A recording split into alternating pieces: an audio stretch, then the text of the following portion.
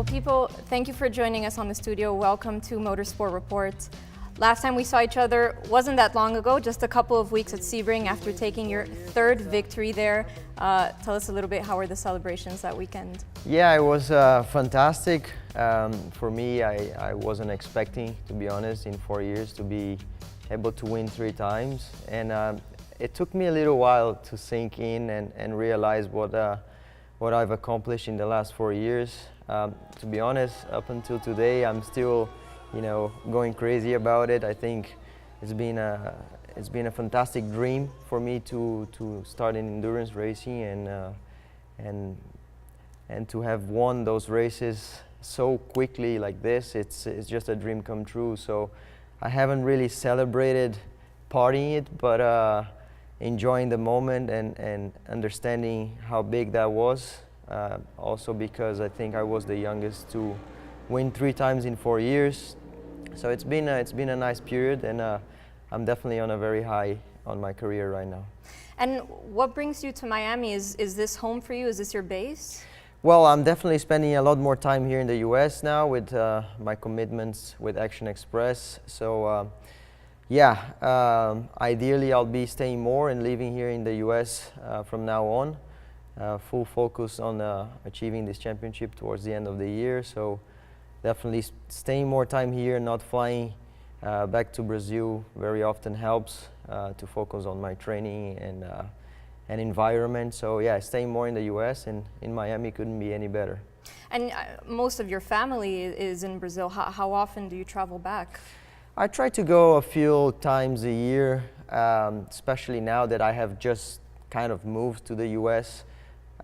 So every once in a while I go, like every 3 months I'm trying to go back home, and I still have a lot of things going in Brazil that I have to sort, but yeah, I'm not enjoying much going back home right now to Brazil. I'm having a lot of fun here in the US, especially because the weather here is so good for training, for cycling, something that I was afraid and couldn't really do in Brazil. So I'm enjoying my time here, and I think this year has been a lot of focus on since the beginning in order to achieve this championship, because for me it has been a dream since joining IMSA back in 2016. And so far, I've won big races, but the seasons, they have been up and down. But I feel like I have a big chance now, and Action Express, they have just won the championship last year. So for me, I'm using really this off time to put my head together and start focusing on the next race, because it really is a big goal of mine to win this championship. Yep, and physical preparation is key. Like you said, you're soon headed to California for round 3 of the IMSA WeatherTech Sportscar Championship. How do you like racing on the streets of Long Beach? You've raced there once before, correct? Yeah, we raced there last year for my first time. I think it's an amazing track. I've had a success in the past in Formula 3 in street tracks like Macau, where I finished 3rd, and yeah, I love street tracks. They bring a different perspective. I think it makes things a little bit more difficult with the wall being so close. So yeah, will be interesting. I think our car it's very good there. Action Express won with car 5 last year, so expectations are running really high.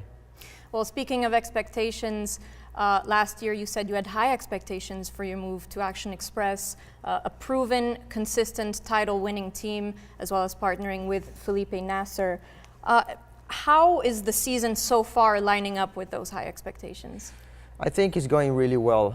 Daytona was a little bit difficult at the end. We were leading, and within 2 laps after Felipe lost the lead, the race was red flagged and never came back. I think in the end we were expecting to fight for the win, which we did, but we weren't expecting the race to finish so early.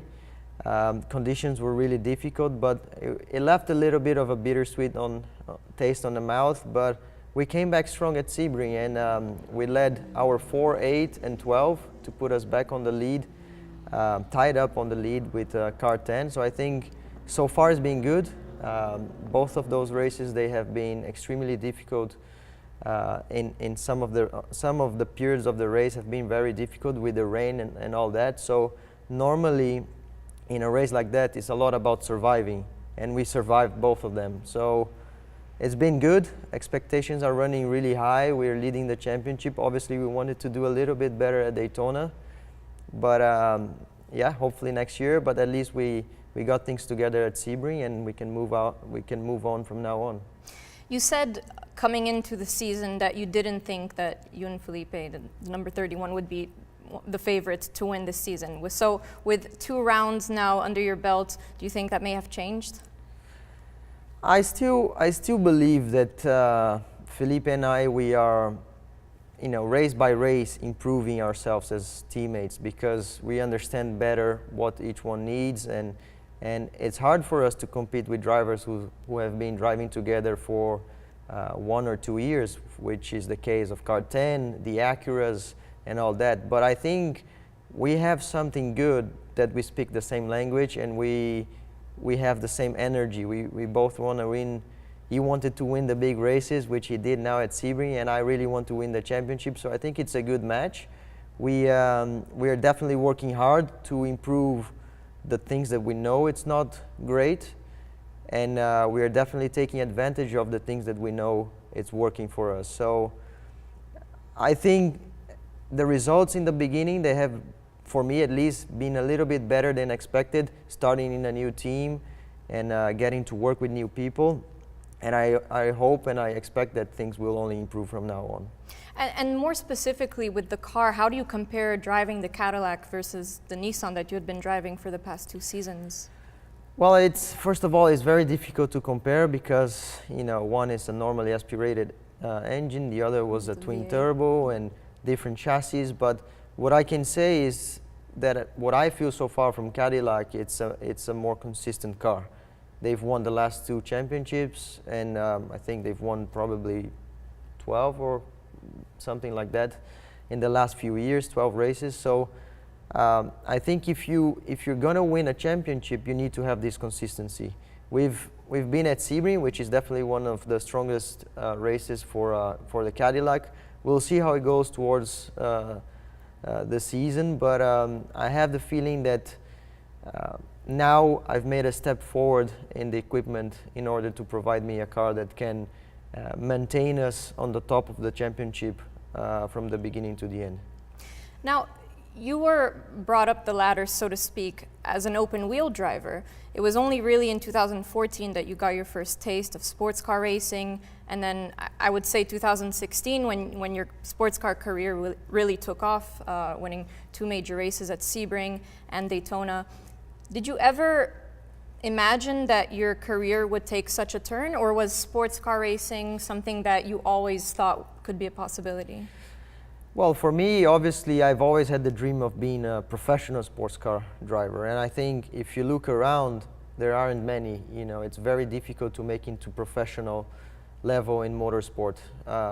First of all, because you need a big investment from either family or sponsors since very young, and normally most of the drivers, they aim at Formula One, and if it's not Formula One, then go back home. They don't want to do anything. So I've always had pretty clear in my mind that I wanted to be a professional racer. So I tried, obviously, like many young kids from around the world, especially from Brazil, to go Formula One. And the family supported me up to a level, but it got to a point where funding was an issue, and I couldn't even get closer to Formula One. And it would be also a big risk if I did try to go that way. So I started to look around possibilities, and around that time I had a very good result at Macau. I finished 3rd in Formula 3, which is a very prestigious race. Mm-hmm. And then some opportunities in sports cars started to show up, and I grabbed with both hands, and I think I'm very, very glad I did at the time, because now it shows that it was the right decision. Yeah. Do you ever look back, and I try to formulate my question because I don't want to insinuate that there's any regrets or any of that, but do you ever, think back and think, what if I had followed that open wheel career? What if I had the funding, and how your future might have been different? I do think a little bit sometimes, but I think that I've had a difficult career in single-seaters. I've never been with the right team at the right place, and there was a lot of politics back then.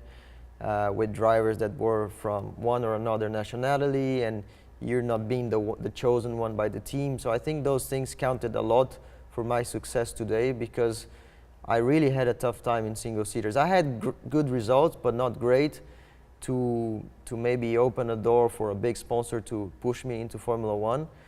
And maybe those results came a little bit late in my career. So at that time, you know, today looking back, I think the effort I had to do to go to Formula One would maybe have been in vain, because I would have gone home probably. So I think those things made me a lot stronger, and today the results I have in Sportscar has a lot to do with that, probably. So I don't regret anything. I enjoy the ride. Back then I learned a lot, which is probably why I'm having good results right now. Suppose for a second that you win the IMSA championship, you win Le Mans. What's left on your bucket list after that? I mean, you've pretty much checked off every major box in endurance racing. Yeah, I think first of all, this is a professional career, so I'm having a lot of fun, and if I do win those races, that would be great. Hopefully one day, you know, be one of the greats of the endurance world. That would be a nice dream, and I think our objectives and goals, they keep being updated year by year with the things you achieve.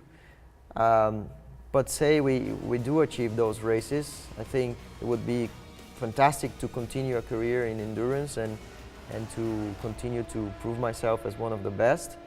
But I also think if I do achieve those goals of winning Le Mans and the championship, why not try Indy 500 one day? It's a race that I admire, people who are part of it, and I would love to be part of it one day. Obviously right now it's not the right time, and if this comes later in my career, it has to be with the great opportunity. You know, I wouldn't want to change having a great team in sports car and a great career to go IndyCar racing and drive on the back. But if that ever happens, then with a good team, why not? Why not? Well, Pipo, thank you so much for joining us today on the show, and we wish you best of luck in California and for the rest of this season. Thank you.